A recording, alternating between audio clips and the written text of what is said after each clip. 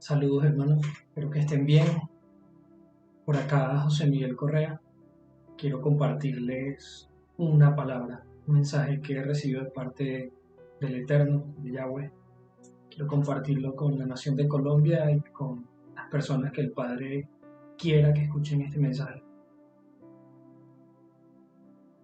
El día 28 de octubre del 2019 estaba con un amigo, un hermano, me dio un ensayo de la alabanza. Y luego de un tiempo muy bonito de oración, de ministración, eh, estábamos orando y escucho, los quiero en mi presencia. Sé que era Yahweh, sé que era Él llamándonos a pasar tiempo con Él. Yo se lo comenté a este hermano con el que estaba ensayando y él estaba cantando, pero me asentaba con la cabeza que sí. Y pues me llamó la atención y lo que hice fue que cuando llegué a casa pues, me arrodillé y el padre me comienza a hablar sobre la nación de Colombia. Me dice, mi sacerdocio se ha corrompido. Ellos creen que no les voy a juzgar, creen que no los veo, se disfrazan. Cuando me dice se disfrazan, tengo una visión de un hombre como con un traje y una careta, una máscara. Eh, Luego de eso, me continúa diciendo, humíllense y arrepiéntanse para que yo no derrame mi ira sobre esta nación. Luego me dijo que su pueblo estaba como ovejas sin pastor.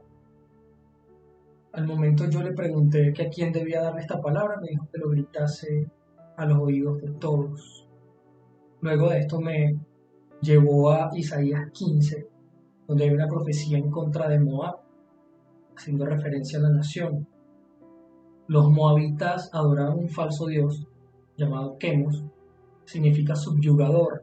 Cuando yo lo busqué en internet, pues apareció una foto muy parecida a la que había visto en esa visión, cuando el padre me dijo se disfrazan. Y mientras me hablaba sentía dentro de mí como esa indignación, como una necesidad de acabar de una vez por todas con tanta hipocresía. Sí, lo comparto porque es un mandato de él, porque nosotros como su pueblo, como sacerdotes, ministros, necesitamos escuchar esta palabra. Y así que le pido a todos que puedan escuchar esto que el Padre está hablando a la nación y que no endurezcan sus corazones. Luego de esto se me hizo un poco contradictorio lo de la ira.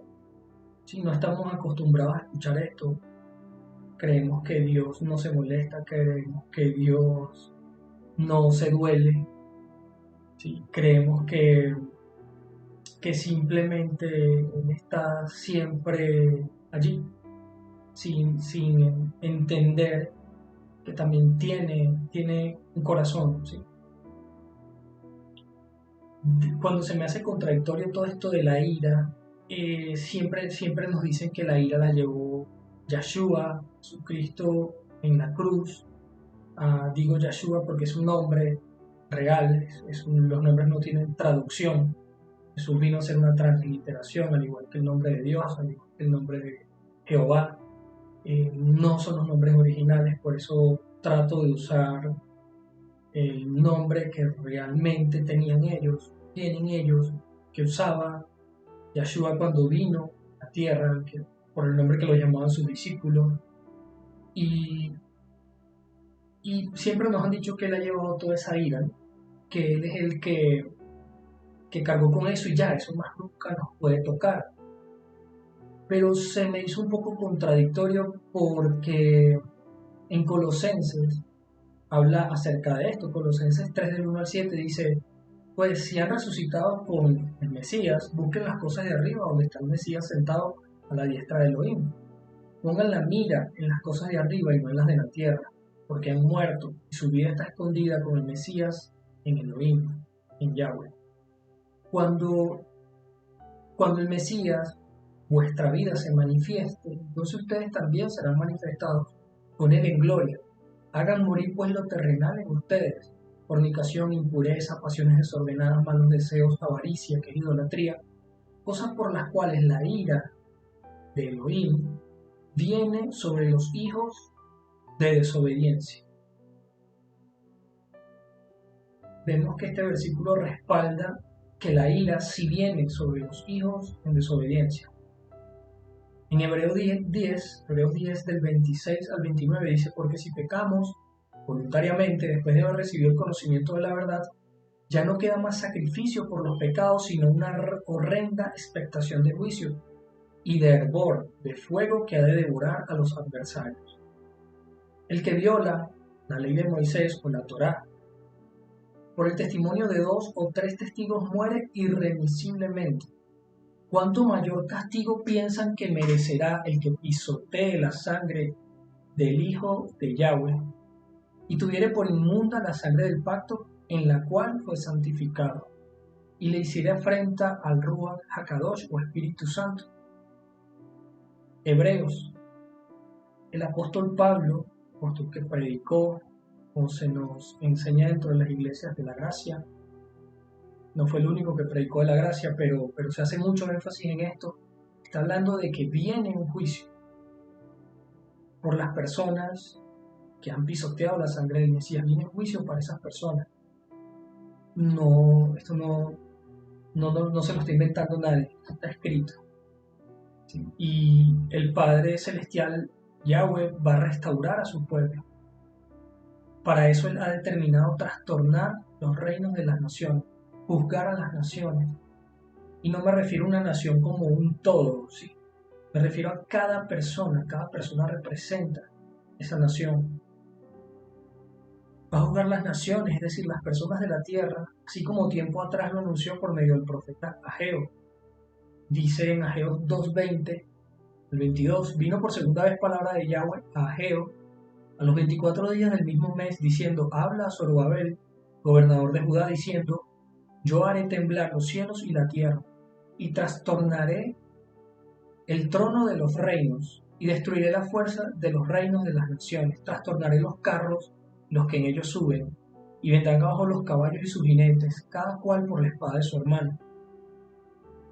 Esta palabra está acá porque durante el tiempo que estaba anotando todo esto, recordaba que el padre me decía, estando en Venezuela hace 6 años aproximadamente, me decía que él iba a trastornar los reinos de la tierra. Me hizo ruido la palabra trastornar porque no había escuchado que viniese de él. Resulta que en Ageo está, que él va a trastornar, es como ponerlos de cabeza, con el fin de que lo que no esté sujeto a él caiga. Así como cuando se sacude el olivo, lo que no esté sujeto al olivo cae. ¿Sí? Entonces quiero compartir por acá, están viendo la presentación. Quiero hablar un poco acerca de para qué Eterno va a hacer un juicio. Los juicios, Él no hace un juicio simplemente porque quiera hacerlo o porque quiera ver gente sufriendo. No es lo que dice la palabra. Muchas veces cuando a alguien se le dice Dios va a juzgar esta tierra, la gente dice no, Dios no juzga, Dios no va a hacer mal. No se trata de eso. Se trata de que Dios, el Eterno, Yahweh, quiere restaurar la nación, quiere restaurar a Venezuela, quiere restaurar a Colombia, quiere restaurar las naciones de la tierra. ¿Qué significa restaurar? Acción de volver a poner una cosa en el estado que antes tenía. ¿Sí? Digamos, ese es el diseño original de Él para la nación. Él quiere llevarnos nuevamente a ese diseño original. El significado bíblico de restauración dice: restaurar significa devolver el estado inicial u original a algo, pero este algo no va a permanecer estático.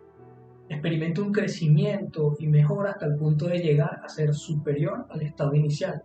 Tenemos varios ejemplos en la Escritura. Un buen ejemplo es el de Job. Dice: y Yahweh bendijo los postreros días de Job más que los primeros, porque tuvo 14,000 ovejas, 6,000 camellos, 1,000 yuntas de bueyes, 1,000 asnas, y 7 hijos y 3 hijas. Dice también en Job 42:10, y al orar por sus amigos, Yahweh restauró a Job de su cautividad, y aumentó Yahweh al doble todo lo que Job había poseído. Está hablando de que hubo una restauración Pero Job primero pasó por un proceso, y ese proceso tenía un propósito. De oídas te había oído, dice Job. Un hombre que la palabra dice que era perfecto, un hombre que la palabra dice que no tenía equivocación, que el hombre hacía todo tal cual como el Padre lo demandaba. Adoraba, hacía sacrificios hasta por sus hijos, sin que ellos estuviesen presentes. Él simplemente agarraba y decía, voy a hacer este sacrificio en nombre de ellos. Era un hombre muy íntegro, pero había algo. Según lo que dice Job 42:5, Job, terminando el libro, reconoce y dice que no le conocía. Él conocía lo que había que hacer, ¿sí? Y podía escuchar su voz, pero él dice, de oídas te había oído, pero ahora mis ojos te ven. O sea, está diciendo, ahora te conozco personalmente. ¿Qué pasa? Job tuvo que pasar todo este proceso para poder conocer más al Padre. Ahora mis ojos te ven, ahora te conozco personalmente, ahora tengo una relación, ya no eres una religión, ya no eres el hecho de que yo simplemente me levante a orar y a sacrificar animales, no. Ahora yo te conozco personalmente. Y es lo que quiere el Padre cada uno de nosotros. Como les comentaba hace un momento, acá dice, hay una palabra para este tiempo que les mostraba acerca de trastornar los reinos, trastornar el trono de los reinos.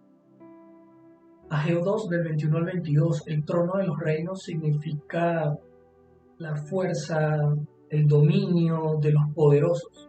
Cuando él voltee todo y trastorne todo y lo ponga de cabeza, solamente va a resistir lo que esté unido a él. Yahshua dijo, ciertamente yo soy la vid y ustedes son las ramas. Los que permanecen en mí y yo en ellos producirán mucho fruto, porque separados de mí no pueden hacer nada.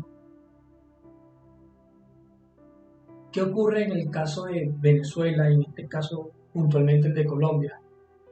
El Padre necesita establecer paz, es lo que él anhela, shalom, integridad, algo que esté completo, que sea íntegro de una sola pieza, algo que esté pleno, no solamente ausencia de conflicto, sino algo a lo que no le hace falta nada. Pero ¿cómo establece el paz? Vamos a ver qué dice en Isaías 32 del 15 al 18. Dice, hasta que sobre ustedes se ha derramado el espíritu de lo alto y el desierto se convierta en campo fértil, y el campo fértil sea estimado por bosque. Luego hace un recuento y lo explica mejor. Dice, y habitará el juicio en el desierto, como está acá. Y en el campo fértil morará la justicia. Y el efecto de la justicia será paz, y la labor de la justicia reposo y seguridad para siempre. Y mi pueblo habitará en morada de paz, en habitaciones seguras y recreos de reposo. El Padre nos está mostrando que hay un juicio en el desierto. Si nosotros vemos, según lo que nos cuenta Isaías, hay un desierto que milagrosamente, porque creo que terrenalmente no hay forma de explicarlo, un desierto se volvió un campo fértil. Esto luego de la intervención del Espíritu Ruach, Espíritu Santo, Ruach HaKadosh, Espíritu de lo alto, dice la Escritura. La intervención del Ruach, el Espíritu Santo, en este desierto hace que sea un campo fértil. Y este campo fértil será estimado luego por bosque. Entonces, vamos a ver un poco más acerca de esto. ¿Cómo puede ser restaurada una nación? Es sencillo y a la vez complejo. ¿Por qué sencillo? Porque puede ser restaurada al igual que un médico puede sanar una herida. ¿Cómo se sana una herida? Aquí está, llamémoslo diseño porque no consigo otra definición, donde podemos ver que primero hay una limpieza. Supongamos que una persona se fractura, tienen un hijo Y le dice, no te subas ahí que te vas a caer, no te subas ahí que te vas a caer, no te subas que te vas a caer. Y el niño se sube, se cae y se rompe un brazo. ¿El padre quiso que se rompiera el brazo? No. El niño fue desobediente, y se rompió el brazo. ¿Qué hace cuando el padre lo tiene que llevar al médico? El niño seguramente no va a querer ir al médico, pero lo tiene que llevar. Si el padre lo ama, tiene que llevar. Le comienzan a limpiar esa herida. Y esa limpieza es con alcohol, agua oxigenada, cualquier cantidad de cosas que usen los médicos y los enfermeros.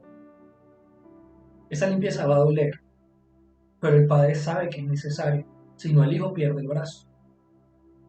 Luego de esta limpieza, llevan el hueso a su lugar, comienza a sanar. El hueso comienza nuevamente a unirse, la piel comienza a regenerarse, comienzan a salir cicatrices y comienzan los glóbulos rojos, si no me equivoco, soy un ignorante de medicina, y comienzan los glóbulos rojos a comenzar a hacer allí como esas costricas que aparecen en la piel, y todo comienza a sanar. Se le colocan medicamentos, comienza a sanar todo eso, y luego el hueso tuvo la fractura, la piel tiene una restauración al punto que la piel nueva, valga la redundancia, es mucho más nueva que la anterior, por eso queda la cicatriz.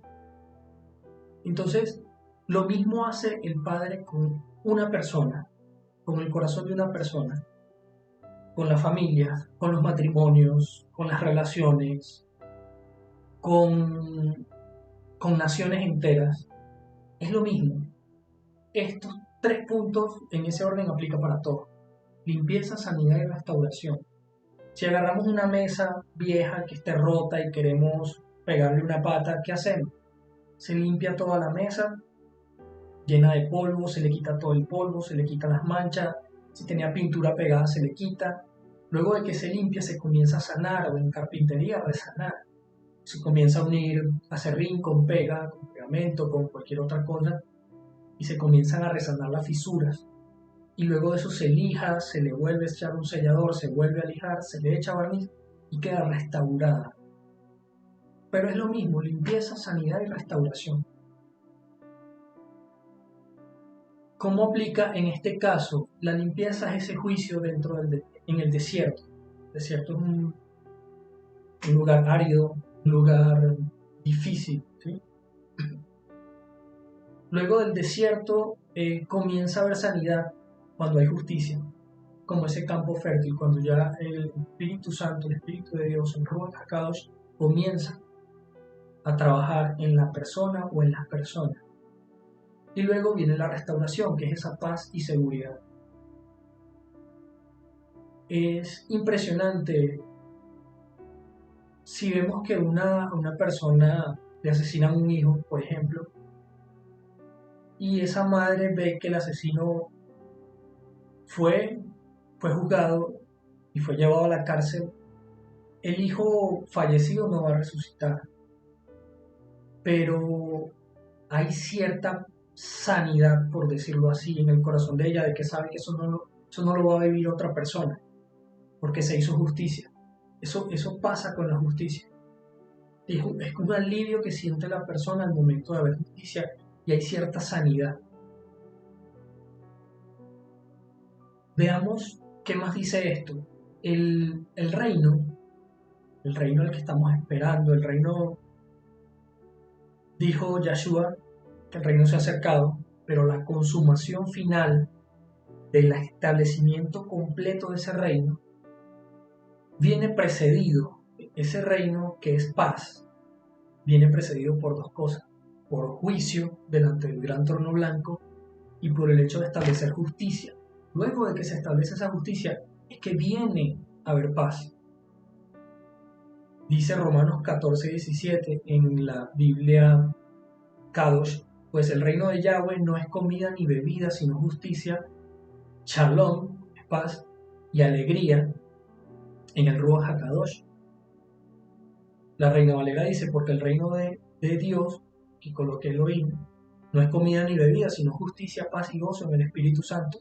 vemos que antes de esa justicia y antes de esa paz y ese gozo, viene un juicio. El reino está precedido por el juicio de Yahweh.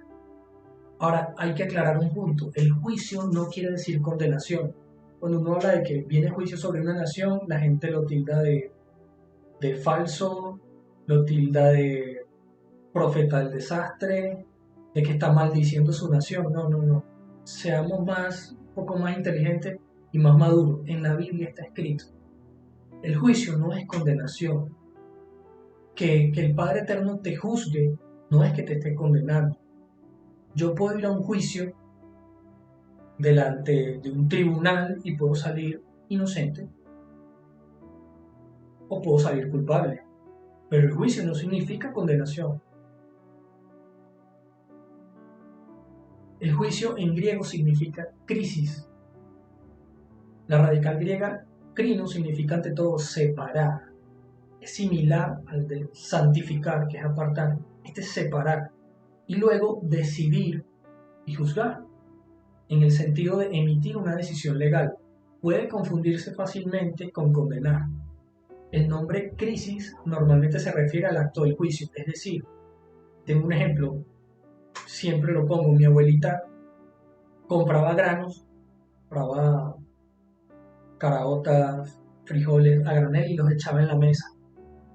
Y ella comenzaba a sacar los buenos hacia un lado y los malos hacia otro lado. Ella estaba juzgando el grano en ese momento. Ningún grano fue a la cárcel, ningún grano se murió. Estaba separando de acuerdo a la característica de cada uno. Lo mismo es este juicio. Mucha gente dice, ¿para qué Dios, me han dicho, me va a juzgar aquí si luego hay otro juicio? Vamos a la palabra. Primera de Corintios 11, del 31 al 32. Si nos examinásemos a nosotros mismos, no caeríamos bajo juicio. Pero cuando somos juzgados por el Adón, Yahshua, Señor, estamos siendo disciplinados para no ser condenados con el mundo. Eso lo dice su Biblia y la mía. Segunda de Corintios 13:5 dice, examínense a ustedes mismos si están en la fe. Pruébense ustedes mismos. Primera de Corintios 11:31, la de arriba. Si nos examinásemos nosotros mismos, no seríamos condenados con el mundo. ¿Qué está diciendo? Va a ser difícil, pero ustedes tienen que juzgarse ustedes mismos. Ustedes tienen que ver cómo está su corazón. Ustedes dejen de estar señalando al otro y miren su propio corazón y saquen toda la inmundicia que hay allí. Qué bonito es orar y no pedir cosas cualquiera, sino decirle, Padre, muéstrame qué hay en mi corazón que no te agrade. Muéstrame qué hay en mi corazón que no te agrade. Y de repente puedes tener una visión muy bonita o te puede llevar a la palabra y te puede hablar, de repente no. De repente en ese momento, esa semana simplemente vas a ser tentado no por el Padre, pero vas a ser tentado con el propósito de que tú veas dónde está la debilidad. Y puede que caigas. Pero en lo que caigas te vas a dar cuenta y vas a decir, esto es lo que yo estaba orando. Ya sé que esto todavía es una debilidad que yo tengo, sé que todavía esto es algo que tengo que sacar de mi corazón. Entonces dice el apóstol Pablo a los Corintios, dice, examínense ustedes. Si ustedes se examinan y se juzgan, ustedes no van a ser juzgados para condenación el día postrero. Ustedes ya han venido en un proceso de limpieza, de sanidad y de restauración, juzgándose ustedes mismos, no condenándose. Pero sí diciéndole, Padre, Espíritu Santo, Ruach HaKadosh, muéstrame qué hay en mí que no te agrada. Límpiame. Dime qué necesito cambiar. Y si convertimos esto en un hábito, no vamos a ser condenados con el mundo, porque ya vamos a tener mucho tiempo de haber estado en un proceso de limpieza que puede durar años, de sanidad y de restauración con él. Acá la palabra examinaos, 2 Corintios 13:5, que dice examínense ustedes mismos si están en la fe, pruébense ustedes mismos, está en el original griego y dice a ustedes mismos estén poniendo a prueba Si están siendo en la confianza a ustedes mismos, estén examinando. Dokimazo es la palabra transliterada del griego y es lo que les venía comentando. Es decir, júzguense ustedes mismos y separen lo que es mío, dice el Padre, de lo que no es mío. Hagan separación. Sepárense de lo que a mí no me agrada. Salgan del pecado, de la inmundicia, salgan de las costumbres, que estamos llenos de eso dentro de esta cultura. Y nos parece algo muy tonto, muy básico. Poner un arbolito parece algo normal. Claro, tengo 36 años poniéndolo, por ejemplo. Realmente no lo he puesto, pero los últimos años no. Y nos parece normal porque estamos metidos dentro de una cultura pagana. Pero a los ojos del Eterno no es normal. Hasatán se disfraza de ángel de luz y todas estas costumbres no provienen del Eterno, no provienen del Padre. El Padre tiene sus celebraciones, tiene sus fiestas y nos ha ordenado como pueblo guardarlas. El juicio en significado, digamos que aquí tenemos también lo que dice 1 de Pedro 4:17, porque el momento ha llegado para que el juicio comience. Comienza con los de la casa de Yahweh.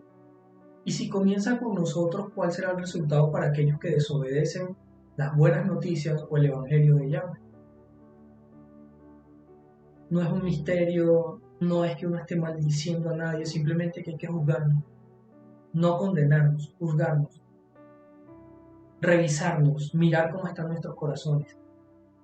Y si no lo vemos, porque el que conoce los corazones es el Padre, entonces pedirle, muéstrame cómo está mi corazón delante de ti. Si es que le amamos, si es que realmente nos importa cómo esté nuestro corazón delante de Él. Así como Yahweh ha entrado en juicio contra los habitantes de Venezuela, así también lo hará con las demás naciones de la tierra, para limpiar, sanar y restaurar.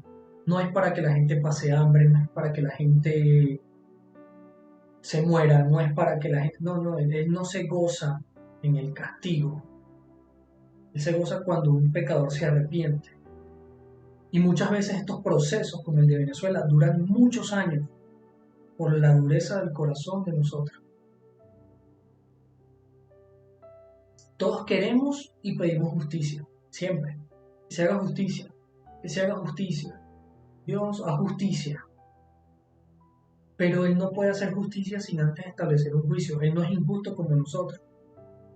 Así que entendamos que el juicio del Padre es necesario.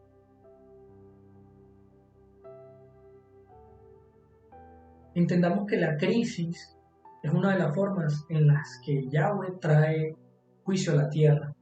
La forma en la que el hombre aprende justicia es por medio de obedecer la palabra de Yahweh, de escuchar la voz del Ruach HaKadosh, Espíritu Santo. Pero si rechazamos su palabra, si rechazamos su voz, si endurecemos nuestros corazones, entonces vamos a aprender justicia por medio de una crisis, ya que la crisis hace que se manifieste lo que está oculto en el corazón del hombre. Deuteronomio 8:2. Ustedes recordarán todo el camino por el cual Yahweh los llevó por esos 40 años en el desierto. Eso lo decía Moisés, pueblo de Israel, que estaba en el desierto, humillándolos y probándolos para saber lo que había en su corazón, si iban a obedecer sus mitzvot, mandamientos o no. Impresionante. El paso por el desierto, que representa la crisis, hubo un momento de crisis cuando estaban delante del mar rojo y detrás venía Faraón. Eso es un momento de crisis. Ahí brota realmente qué es lo que hay en tu corazón. Y esa gente en el desierto muchas veces salió lo que había en su corazón. Moisés, nos trajiste aquí a morirnos de hambre. Moisés, ya seguramente tú lo que estás inventando y nos estás poniendo aquí a caminar. Seguramente no escuchaste al Eterno, seguramente no escuchaste a Yahweh. 1000 cosas le dijo esa gente a Moisés. Estaba saliendo en medio de la crisis lo que había en su corazón. En el momento difícil es donde se ve que hay en el corazón del hombre. Nosotros podemos aparentar en una congregación lo que querramos. Nuestra Biblia debajo del brazo, nuestra cara de santo. Podemos aparentar lo que sea delante del hombre, pero delante del Eterno no. Él es el que conoce el corazón. Y Él sabe lo que hay en nuestros corazones. Lo que pasa es que se lo estaba mostrando al pueblo. Él estaba mostrando lo que hay en el corazón de ellos. Por eso los pasó por el desierto. A ver si iban a obedecer o no sus mandamientos. ¿Cuál es el motivo del juicio? Isaías 24:5. La tierra sufre por el pecado de sus habitantes, porque han torcido las instrucciones de Elohim, han violado sus leyes y quebrantado su pacto eterno. Está demasiado claro el pecado. Han torcido las instrucciones del Eterno. Las leyes que se aprueban en la actualidad, todas, la gran mayoría tuercen las instrucciones del Eterno. Hemos violado sus leyes y hemos quebrantado el pacto. Dios es un Dios de pacto, Dios es un Dios de pacto. Lo que hemos hecho es quebrantar el pacto. Y hasta que no lo reconozcamos, no va a haber cambio en nosotros. La otra versión dice, la tierra yace profanada por razón de sus habitantes, porque transgredieron la Torá y cambiaron las ordenanzas, aún el pacto eterno. Cuando uno dice viene un juicio sobre Venezuela o Colombia, la persona se enajena del juicio. No, eso es sobre Colombia, no es sobre Venezuela, como si ese juicio fuese a caer en la tierra, no, sobre cada persona. El juicio de Venezuela, así yo me haya venido a Colombia, viene sobre mí, yo soy Venezuela. Así me haya ido a la China, el juicio va para cada uno, estén donde estén. Dios va a pesar los corazones de los habitantes. Motivo del juicio, porque luego que hay juicios tuyos en la tierra, los moradores del mundo aprenden justicia. Isaías 26:9. Biblia textual dice, porque cuando tus juicios se manifiestan en la tierra, los habitantes del mundo aprenden justicia. Es la forma que tenemos para aprender. O aprendemos por las buenas, o aprendemos por estas. ¿Cómo ven las personas a veces estas promesas de parte del Eterno? Dice 2 Pedro 3:9, el Adón, Señor, no es tardo para cumplir su promesa, como algunos piensan en lentitud, o como algunos tienen por tardanza. Por el contrario, Él es paciente con ustedes, porque no es su propósito que ninguno sea destruido, sino que todos se vuelvan de sus pecados. Con este video la intención no es meter miedo, ni decir que aquí va a pasar una catástrofe y todos vamos a morir. La intención es esta que está acá, que todos, primeramente yo, nos volvamos de nuestros pecados. Él es paciente y se tarda en ejecutar el juicio, solamente esperando que su pueblo se aparte de sus pecados. ¿Cómo salir aprobados del juicio? Aquí hay varios puntos súper importantes. Romanos 5:8. Pero Yahweh demuestra su propio amor por nosotros en que siendo pecadores, el Mesías murió por nosotros. Ese versículo debemos no leerlo y pasarle por encima. Debemos analizar cada palabra y que el Ruach HaKadosh, el Espíritu Santo, nos revele eso que está allí. Eso es impresionante. Aún siendo pecadores, el Mesías murió por nosotros. Esto es, digamos, una salida, no al juicio, pero sí a la condenación. Todos vamos a ser juzgados. Yahshua, o como se nos enseñó que se llamaba Jesús, fue juzgado. Y dice la palabra que no se halló pecado en él, fue juzgado también. Fue juicio en la tierra, pero no se halló pecado en él. La muerte no lo pudo retener. Hechos 3:19-20. Por lo tanto, arrepiéntanse y vuélvanse a Yahweh para que sus pecados sean borrados, para que tiempos de refrigerio vengan de la presencia del Adón, y pueda enviar al Mashiach designado de antemano para ustedes, a saber, Yahshua. Cuando dice arrepiéntanse, está hablando de que hagamos teshuvah. ¿Qué es teshuvah? Arrepentirse no es llorar simplemente. Arrepentirse no es decir, no lo voy a hacer. Arrepentirse es un cambio de dirección, un cambio de mentalidad. Es que si voy hacia el norte, ahora simplemente doy un giro de 180 grados y voy hacia el sur.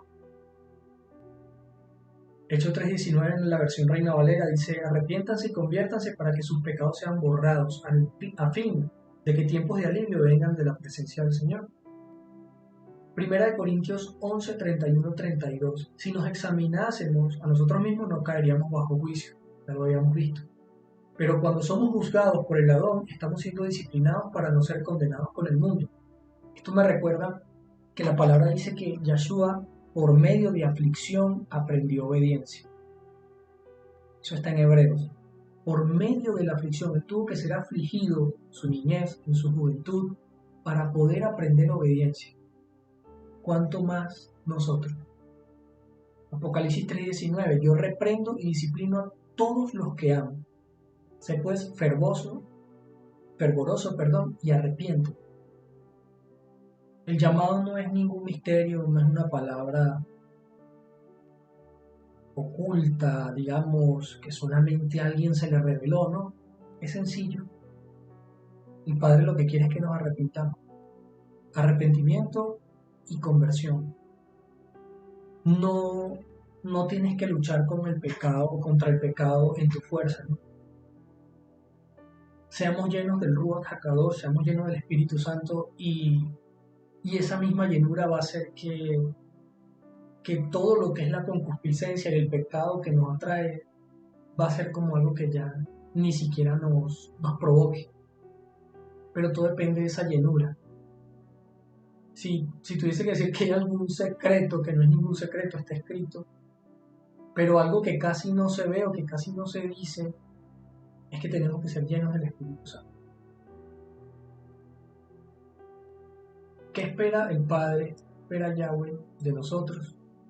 ¿Qué podemos hacer ante todo esto? Arrepentirnos. Joel 2:17 dice: entre el pórtico y el altar lloren los sacerdotes y ministros del Adón y digan: perdona, oh Señor, a tu pueblo, y no entregues tu heredad al oprobio, a la burla entre las naciones. Porque ¿qué han de decir entre los pueblos? ¿Dónde está su Elohim? El llamado es a todo su pueblo, pero hay un énfasis en todo lo que es el liderazgo de las congregaciones, iglesia, y su pueblo en general. El llamado es al arrepentimiento. Dice Hechos 3:19: arrepentidos y convertidos para que sean borrados vuestros pecados, a fin de que vengan de la presencia del Señor tiempos de refrigerio. Joel 2 del 12 al 13 dice: por eso pues ahora, dice Yahweh, convertidos a mí con todo vuestro corazón, con todo vuestro corazón, con ayuno, lloro y lamento. Rasguen su corazón y no sus vestidos. Aquí adelante algo súper importante: la humillación. Si se humilla mi pueblo, sobre el cual mi nombre es invocado, y oran y buscan mi rostro y se convierten de sus malos caminos, entonces yo iré desde los cielos, perdonaré su pecado y sanaré su tierra. Siempre nos han dicho ese versículo como en 4 segundos. Pero si entramos a mirar, dice: si se humilla, no si ora, si clama, no si hacemos un show con una tarima y música evangélica y con un montón de cosas ahí. No, el Padre está cansado del show. El Padre está cansado de que simplemente tengamos apariencia de santidad, pero por dentro somos unos sepulcros blanqueados. Ya basta de eso. Basta de eso. Eso no es lo que a él le agrada. Dice: si se humilla, ¿quién? Mi pueblo. Mi pueblo tiene que humillarse, sobre el cual es invocado mi nombre. ¿Cuál es su nombre? Dios no es su nombre. Dios viene de una mala traducción. Su nombre es Yahweh. En hebreo, Yud-Hei, Bat-Hei. Yahweh. Los nombres no se traducen. estaba orando por este tema de los nombres. Siempre hemos orado en el nombre de Jesús, siempre le hemos pedido a Jesús. Y tenía un conflicto interno con eso y fui a la casa de mi suegra y, y vino la cuñada de ella con el hijo. Y me causó mucha intriga porque creo que antes de salir yo todavía estaba orando por el tema del nombre. Y lo que llego le doy la mano al niño, al sobrino, y me dice mucho gusto, Joshua. Y fue como que algo se desbloqueó en mi mente porque yo dije, o sea, no le puedo decir, ¿cómo estás, Josué? No, es Joshua. Sí, eso no se traduce, no se traduce. Entonces, si se humilla mi pueblo sobre el cual es invocado mi nombre y oran y buscan mi rostro y se convierten de sus malos caminos, entonces yo iré desde los cielos, perdonaré sus pecados y sanaré su tierra. Primero quita el pecado para sanar la tierra. Primero limpia y después sana. Súper importante en este proceso. A veces no sabemos cómo empezar. Daniel, profeta Daniel, tuvo un encuentro muy, muy bonito con el Padre y el Padre también mandó un ángel. Tuve muchos encuentros, pero en uno de ellos mandó un ángel. Pueden leer todo el capítulo 9 y 10 de Daniel. Y el ángel le dice, no temas, Daniel, porque desde el primer día, lo pongo en contexto, Daniel comienza a hacer un ayuno de 21 días, esperando respuesta del Padre, esperando un mensaje. Y a los 21 días llega el ángel con el mensaje. Y uno dice, bueno, ayuné, por mi ayuno vino el ángel. Y el ángel dice, no, no es así. No es como te enseñaron en la iglesia, que te metieron en la cabeza que por mucho ayunar simplemente. No, no estoy diciendo que sea malo ayunar. Estoy diciendo que es mucho más importante la disposición del corazón que pasar hambre. Dice, no temas, Daniel, porque desde el primer día 1 del ayuno, que te propusiste en tu corazón entender que la voluntad del Padre y humillarte delante de tu Elohim, fueron oídas tus palabras, y a causa de tus palabras yo he venido. Solamente que, bueno, y le dice el ángel, yo me topé con el príncipe de Grecia, y quedó Miguel peleando con él, y he venido a traerte el mensaje. Pero dice, desde el primer día que te propusiste en tu corazón entender, ¿cuánto nos hace falta a nosotros entender? Pues creemos que algunas cosas son como yo las creo, como me las enseñaron, como la vi en el seminario. Hay pastores que no se les puede decir nada porque contradice lo que le enseñaron en el seminario. Hay ministros que no les puedes contradecir lo que le enseñaron en el seminario.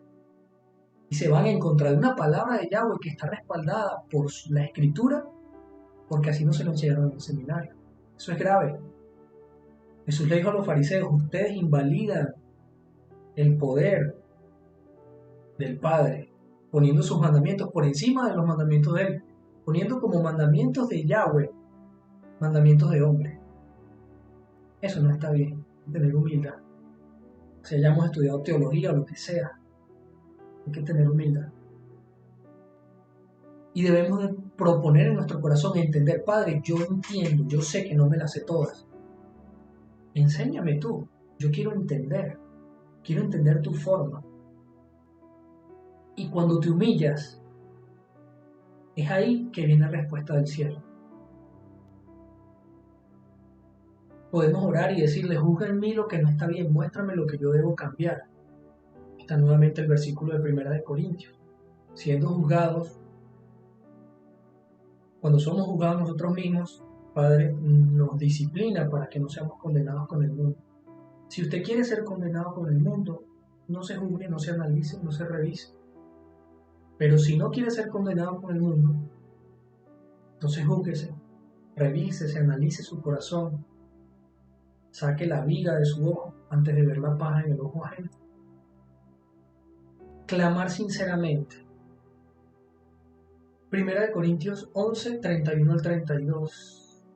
No, la cita está mala. Ese es Éxodo. Después de muchos días sucedió que el rey de Egipto murió Y los hijos de Israel gemían a causa de la esclavitud y clamaron. Y por causa de la esclavitud su clamor subió delante de Elohim. Y oyó Elohim su gemido y recordó Elohim su pacto con Abraham, con Isaac y con Jacob. El clamor no es algo que yo pueda hacer simplemente porque, bueno, vamos a reunirnos el 25 aquí en la cancha que está cerca de la unidad, en el barrio, en la organización, y vamos a hacer un clamor. Sí, ¿cuántos quieren hacer un clamor? Vamos y clamamos. Pues yo no conozco el corazón de la gente, pero creo que el clamor sincero es el que hacemos en intimidad. El clamor sincero es cuando estamos en un punto donde ya nosotros no nos podemos salvar a nosotros mismos. O sea, cuando se nos acaban todas las opciones humanamente posibles, ahí es cuando clamamos de corazón. El clamor es, una cosa es orar, hablar con el Padre, pero clamar es un grito de auxilio, es pedir ayuda con desesperación en el corazón, tener incluso angustia y aflicción por la petición, aquella que sale de lo más profundo de nuestro ser. Jeremías, cuando estaba en el pozo, clamó. ¿Quién iba a sacar del pozo a Jeremías? Nadie. Humanamente nadie. Y clamó. Y dice que el agua del pozo, si mal no recuerdo, está en Lamentaciones, no sé si 3, capítulo 3. Dice que el agua pasó por encima de él, ya estaba muriendo. Pero él dice, pero tú oíste mi clamor y me libraste. El clamor no es, bueno, vamos a clamar aquí como algo tan deportivo, ¿no? El clamor es cuando a una madre se le enferma a un hijo grave y los médicos dicen, no podemos hacer nada. Ese es el verdadero clamor. Salmos 34, del 4 al 6, hay clamor. Segunda de Samuel 22:7, Salmos 34:15, todas esas citas que están allí. Vamos a buscar solamente Salmos 34, del 4 al 6. Busqué a Yahweh y él me oyó, dice David, y me libró de todos mis temores. Este pobre clamó y le oyó Yahweh, y lo libró de todas sus angustias. El clamor es lo que necesitamos nosotros como hijos del Padre, como hijos del Eterno. Necesitamos clamar de corazón, ya basta de oraciones fingidas, de repetir simplemente lo que como ora otra persona. Tiene que ser algo sincero. Salmos 25:14 dice, la comunión íntima de Yahweh, del Eterno, es con los que le temen, y a ellos les hará conocer su pacto. Clamar, el clamor nos puede sacar hasta de la esclavitud, de algún pecado, por decirlo de alguna manera, cárceles espirituales, esclavitud, del yugo del pecado que nos oprime. Con un clamor sincero podemos ser librados de todo eso, dejar hábitos, dejar vicios de los que no le agradan al Padre.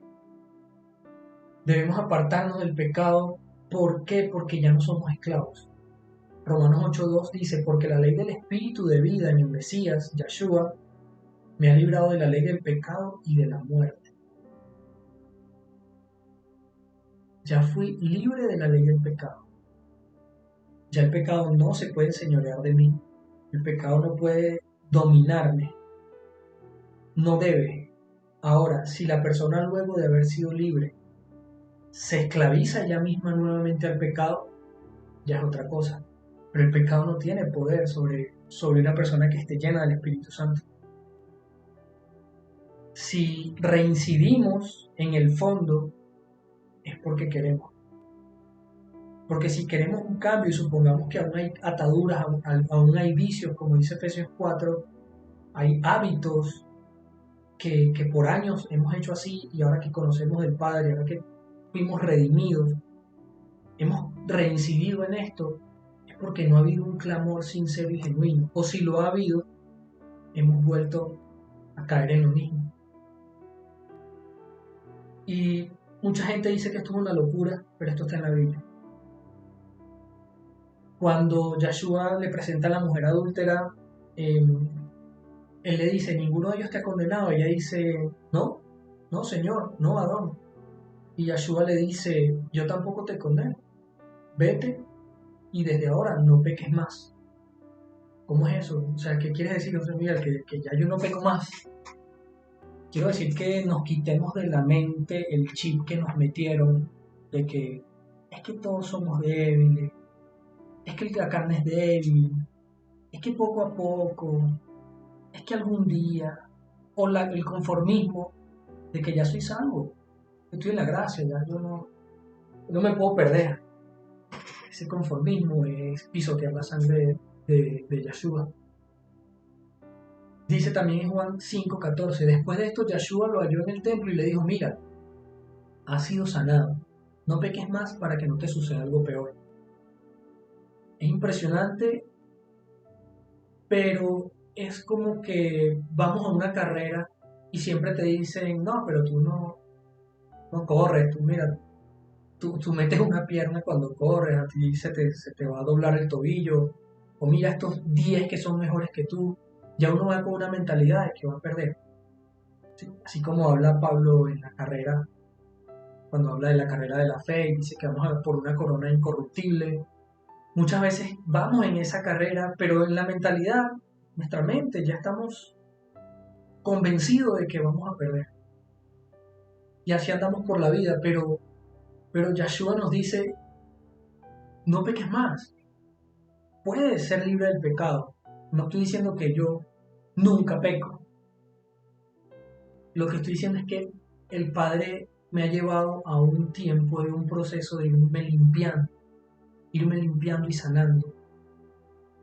Llegó un punto que me dijo que tenía lepra en el corazón y fue hace más de 2 años, si no me equivoco. Y él ha ido limpiando y sanando, pero no es límpiame, Padre, límpiame, amén, y me voy a dormir, no. Es humillándose, es clamando de corazón, es o quítame este mal hábito, quítame este pecado en el que reincido, o llévame, pero yo así no puedo seguir aquí. O sea, córtame, sálvame llévame antes que sea peor, que termine condenado, pero no puedo seguir así. Yo así no te puedo servir. O sea, es muy diferente. Hay que quitarnos también esa moral de esclavo. Hay que sacar la perversión del corazón. En Génesis 6, del 5 al 6, dice, Adonai vio cuál grande era la maldad del hombre sobre la tierra. Y esta palabra a mí me hizo algo en el corazón que no sé qué fue, pero fue como algo que el Padre quitó. Dice, y como todo plan ideado por su mente no era sino perverso todo el tiempo. Y podemos decir, bueno, es que esa gente no había venido el Mesías, no habían recibido el Ruach, que es el Espíritu Santo. Pero hay una verdad. El hombre sobre la tierra, todo plan ideado por su mente no es sino perverso. Podemos llegar a ese punto. La humanidad va por ese punto. Y es impresionante porque uno se cuestiona todo lo que uno cree que tiene bien en el corazón. Y luego dice Adonai, Yahweh, que está el Yud-Hei, Bad-Hei que le comentaba.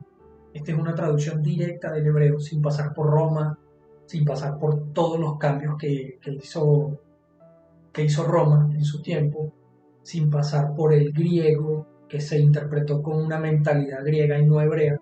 Estamos sacando directo del hebreo al español. Adonai Yahweh sintió pesar por haber creado al hombre en la tierra y se sintió herido en su corazón. O sea, es todo lo contrario a lo que vino a ser Yeshua.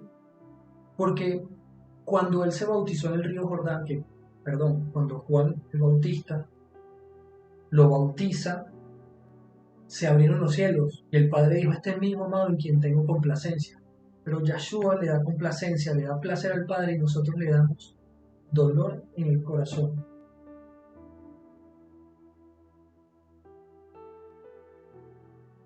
Juan 14:21, el que tiene mis mandamientos y los guarda, aquel es el que me ama.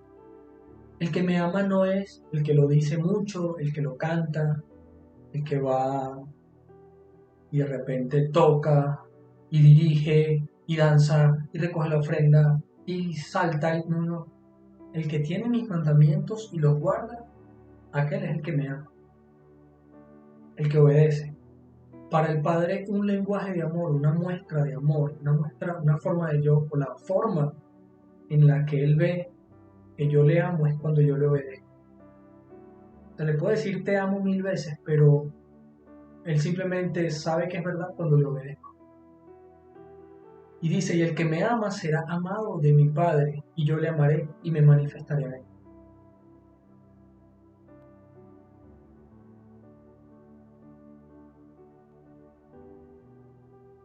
Acá dice Hebreos 10:29, ¿cuánto mayor castigo piensas que merecerá el que pisoteare al Hijo de Elohim y tuviere por inmunda la sangre del pacto, con el cual fue santificado, y le hiciera frente al Espíritu de la gracia?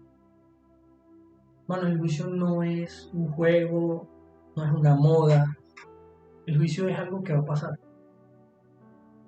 Tengo personas que le he compartido el mensaje y han dicho que no es nada nuevo, y sé que no es nuevo, está escrito hace mucho tiempo. El punto es que el Padre está hablando en qué tiempo lo va a establecer, en qué tiempo va a ejecutar el juicio, y nos está avisando con tiempo para que nos preparemos, para que nos humillemos, para que reconozcamos la maldad en nuestros corazones, para que nos apartemos del pecado, para que le busquemos, para que seamos llenos de su Espíritu Santo, de su Ruach HaKadosh. Eso es lo que Él quiere hacer. Lo que quiere que hagamos con esto es simplemente que le busquemos, que nos humillemos de corazón. Y si hay algo con lo que no puedes, díselo. Padre, no puedo con esto, no sé cómo hacerlo, no sé cómo apartarme, no sé cómo, pero necesito de tu ayuda.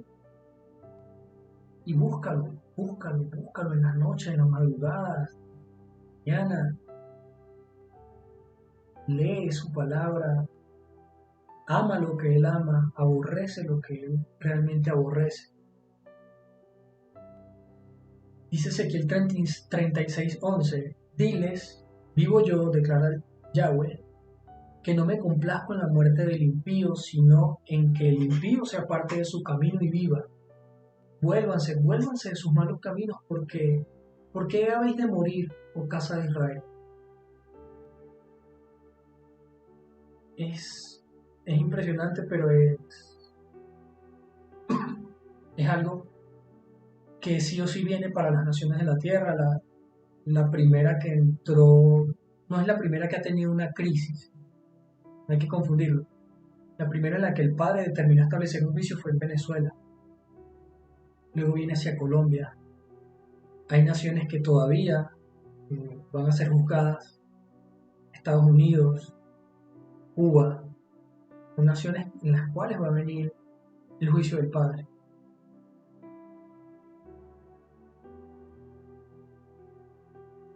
En resumen, reconozcamos la maldad delante del Padre y arrepintamos. Que no nos suceda como le pasó a Judá. Eh, el reino del sur, a pesar de que vio que el reino del norte fue llevado cautivo por Asiria, no tuvieron temor. El reino del norte nunca, sus reyes nunca hicieron lo correcto ni lo recto delante del Padre. Y el Padre le dijo, voy a traer a Siria y se los va a llevar cautivos. Y así hizo. Asiria llegó y se los llevó cautivos. Luego les dijo al reino del sur, voy a enviar a Babilonia si no se arrepienten. Y el pueblo nunca se arrepintió. Tanto así que Judá vio lo que pasó en Israel, el reino del norte, y no se apartó de su maldad, al punto que el Padre dice que el reino del norte se veía, con toda su fornicación y su inmundicia y su adoración a ídolos, se veía más limpia que el reino del sur. Entonces, Colombia, no seas como Judá, que viendo a su hermana, todo lo que le pasó a su hermana a Venezuela, no se arrepiente, sino que simplemente endurecen sus corazones. Arrepiéntanse, arrepintámonos, volvamos nuestro corazón al Padre. reconozcamos la maldad, reconozcamos, sin importar el título que nos pongan los hombres, reconozcamos que hay en nuestros corazones. Volvamos nuestras vidas a Dios porque sus ovejas están como ovejas sin pastor. Yahweh demanda que su pueblo camine en humillación, en santidad, en integridad y en luz. Y el llamado es ese, arrepentirnos de nuestros malos caminos. Que el Eterno les bendiga, que el Eterno toque, toque sus corazones, toque nuestros corazones. Y pido que Colombia pueda abrir su corazón, no solo a este mensaje, sino a toda la palabra que el Padre ha enviado para esta nación, que puedan hacer como Nínive, que escucharon, se arrepintieron, se apartaron y el juicio no les tocó. No les tocó la parte de la condenación, no les tocó el castigo por estos pecados. Eso es lo que quería compartirles por acá. Espero que el Padre Eterno les bendiga y que tengan mucha, mucha shalom.